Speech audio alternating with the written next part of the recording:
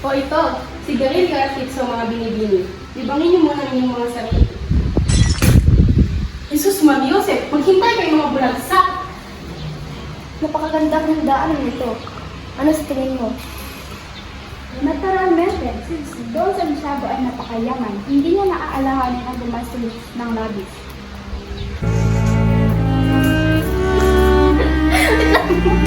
Gusto ko kasing ganda. Napayayamot ang bansang ito. Halatang ibang pamamahala dito kumpara sa Madrid. Ang masama pa, puro mga Indio nakatira. Ayoko sa mga Indio. Magdahan-dahan kayo, Padre Damaso, sapagkat tayo na sa bubong ng mga Indio. Tama siya, Reverensya. Baka magdamdam si Kapitan Tiago. Huwag kayong mag-alala. Matagal nang hindi itinuturing ni Tiago ang sarili niya bilang Indio. Malayong malayo na siya sa ganoong mga walang galang na tao. Mga Ginoo, ikinalulugod kong ipakilala sa inyo ang anak ng aking nasirang kaibigan na si Don Rafael. Sino kaya ang kasamang bisita ni Don Santiago? Siya ay si Juan Crisostomo Ibarra. Galing siya ng Europa. Sinundo ko siya mula sa kanyang paglalakbay. Ikinagagalak ko po makita kayong muli, ang matalik na kaibigan ng aking ama. Waring nagkakamali ako. Pasensya, reverensya.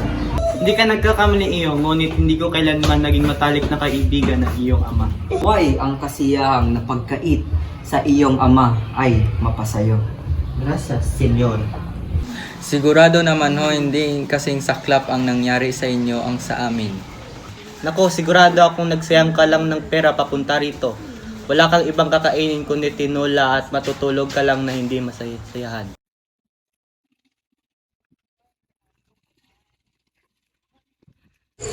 Diyos ko, sa araw ito ay parang pangarap lamang ang 7 taon ko sa Espanya.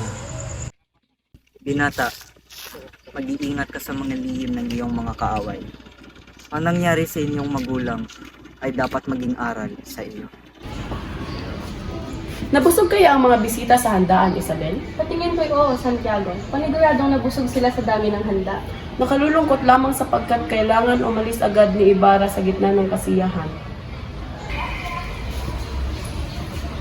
O siya, maiwan ko na muna kayong mag-ama at mag-uuna muna ako sa kusina. Kailan yata ay may bumabagabag sa isip, ama. Meron nga po ba? Wala naman iha sapagkat nagpapasalamat lamang ako at biniyayaan tayo ng Panginoon ng magandang buhay. Kung buhay lamang ang iyong ina, sigurado ang kaligayahan ko ay buong buo.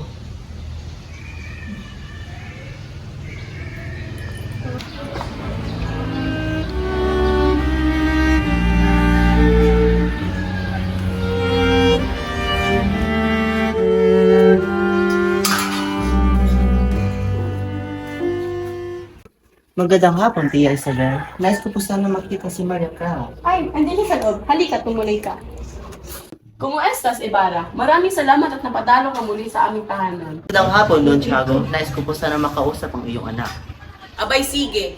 Clarita, nais ka makausap ni Ibarra. Maswerte ako at naipagkasundo tayo ng ating mga magulang upang ikasal. Dahil kung hindi, ay hindi na ako makakita pa ng isang babaeng katulad niyo. Napakatamis na yung dila kay Sostimo. Siguro dahil dyan nabihag mo ang puso ng mga maraming kababaihan sa bansang iyong napupuntahan. Isang magandang obra ng Diyos ng aking sinisinta. Bakit pa ba ako hahanap ng iba? Sinungaling. Hindi ako makapaniwalang ipinipikit mo ang iyong mga mata sa ibang dalaga sa Europe. Ang kagandahan ay nasa panlasa ng tao. Ito ay naroon sa taong sumusuri ng kagandahan at mula sa aking puso. Sinasabi ko sa iyo, ikaw ang aking pinaka-ibig. Patawad aking sinta. Ngunit kailangan ko ng mensahe ng iyong piling. Bukas ay Todos los Santos, kaya't kailangan kong puntahan ang isang tao doon upang tulungan ako magpas. Dahil hindi mo ito ay Ibarra. Naway makapalakbay ka ng ligtas sa Diyos. Paalam ako ng naman. Hay buhay, o Pia, aking mahal na esposa, makapiling naway nang lumika ang iyong kaluluwa, sumalangit ka nawa.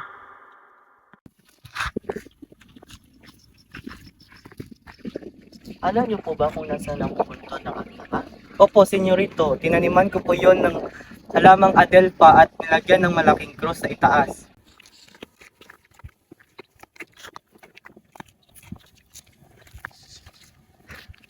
Akala ko ba alam niyo kung nasa ang puntod ng aking ama?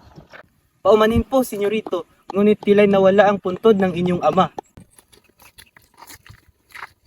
Alam niyo po ba kung saan ang puntod ni Don Rafael Ibarra? Yung krus sa may puntod na may mga bulaklak. Sinunog ko na. Sinunog? Opo, pinasunog yun ng kurang malaki. Ngayon, bakit niyo hinukay ang bangkay ng aking ama? Saan niyo siya dinala? Inutos po ng kurang malaki na ilibing siya sa libingan ng mga insik. Ginawa mo naman ang sinabi niya? Hindi po. Mabigat po ang bangkay kaya pinaalon ko na lang sa ilog. Ikaw ba gumawa ng kalapastangan sa aking ama? Ikaw ba? Sumagot ka! Kung ano man yun, wala na akong alam doon. Kung hindi ikaw, sino? Alam kong hindi ako ang iyong hinahanap, kundi si Padre Damaso na ang aking pinalitan.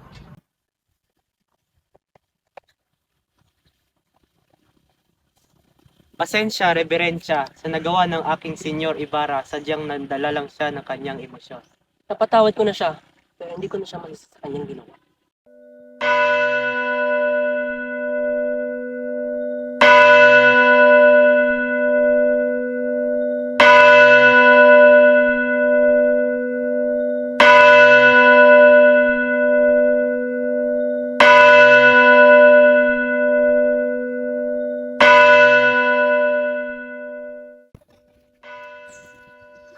Magpahinga naman tayo, kuya.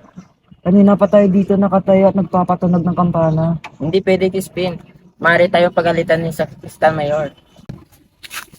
Mga pasaway na bata, wala na kayong magagawang tama dito sa simbahan. Ikaw, Basilio, magpumunta ka ng 2 reales at hindi ka uuwi ng alas 8, kundi alas 10 ng gabi.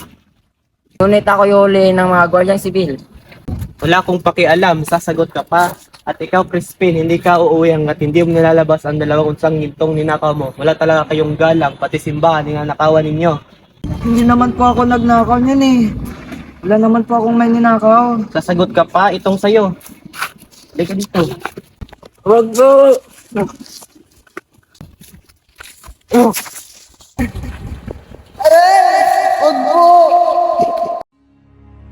Naku, sigurado akong matutuwa ang mga anak ko sa inihanda kong ulam.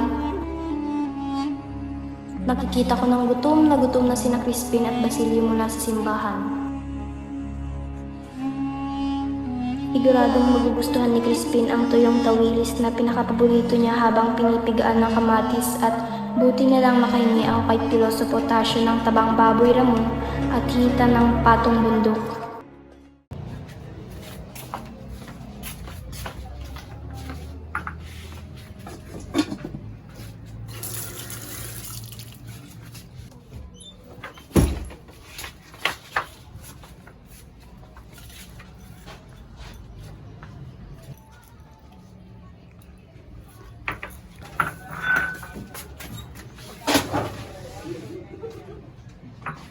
Ina, buksan niyo po ang pinto.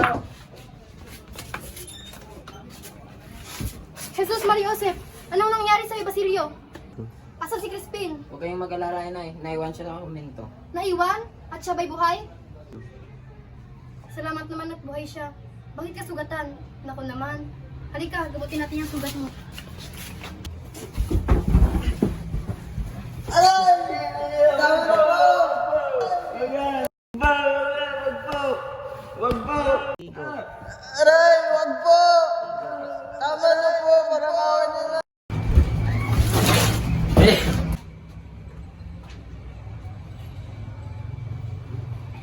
Crispin!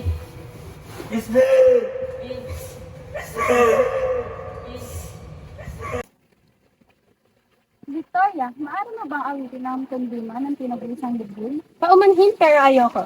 Ikaw, Maria Clara, maaari mo bang awitin? Mga malulungkot ang ating mga awit. Ayos lang yan. Sige na, Maria Clara, kumanta ka na. O sige na nga.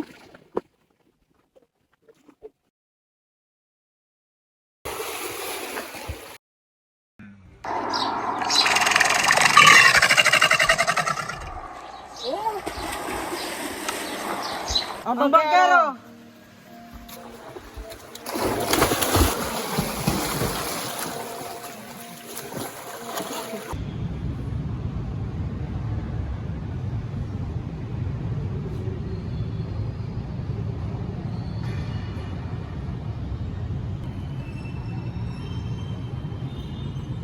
O Diyos na may kapal, naway patnubayan niyo kung aking minamahal na si Crisostomo, kung nasaan man siya ngayon. Una pa pala nakita niyang si Ibarra ay naniniwala na ako na siya ay pinag-istira. Ano pala ang sabi ng Kapitan General sa kalagayan ni Crisostomo Ibarra? Iminungkahi ng aking pinsa na si Dolores na siya ay detay. Hindi.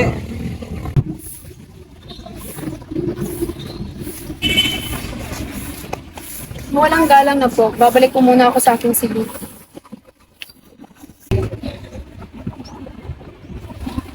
Pagsabi mo na magdaraos tayo ng isang piyesta. Maganda yan, o. Sama na lang kami.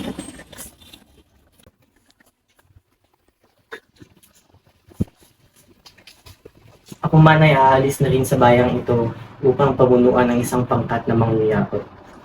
Ano nga ba pala ang nangyari sa mga palibustero? Kung si Crisostomo Ibarra ay nagtinutukoy, sa paniniwala ko dapat siyang ibitayin katulad ng mga salahin. Sa aki ay dapat siyang ipinatapon. Masyado siyang nananalig sa kanyang iniharap sa kasulatan. Ano ba talagang nais mong pakahulugan? Sinabi sa manananggol na ayon sa salaysay ng talisan na kailanman ay hindi nakikipag-unawaan sa kanila si Crisostomo.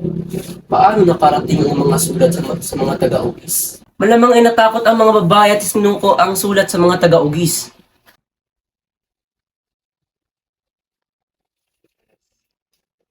Mabuti niyong ginawa ang pagbibigay ng sulat.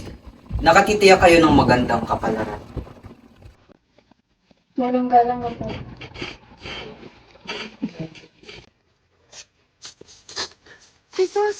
Ako nga, sa akin na, nangako kung paliligayan hindi ka, ano man naman niya. Punta ako dito para tuparin ang mga pangakong Diyos. Pinapalayo. Patawarin sana ako na pinakawalan ng aking ina. Sa sasabihin ko sa inyo. Itupasan ko sa gitna ng aking karamdaman ang titi at ang pagkata. Matutuklasan ang naging kapagpila ng aking ina at isisira ang bangal ng aking ina. Kailangan ko ng kapitayan. Totoo ang lahat ng aking sinusay. May sulat na iniwan ng aking ina at totoo ang pinagtaksilang kita. Maria, isa ka. Niligaya akong pinapaniwalaan. Kakatawa. Tumakas ka po, Maria. Kung di magtatagal, malalaman nila ito. Alam ko sa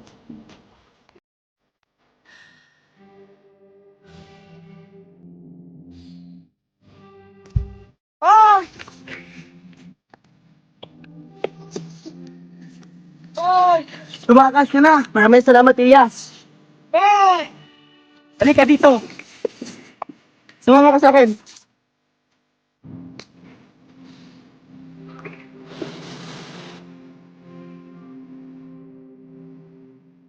Hindi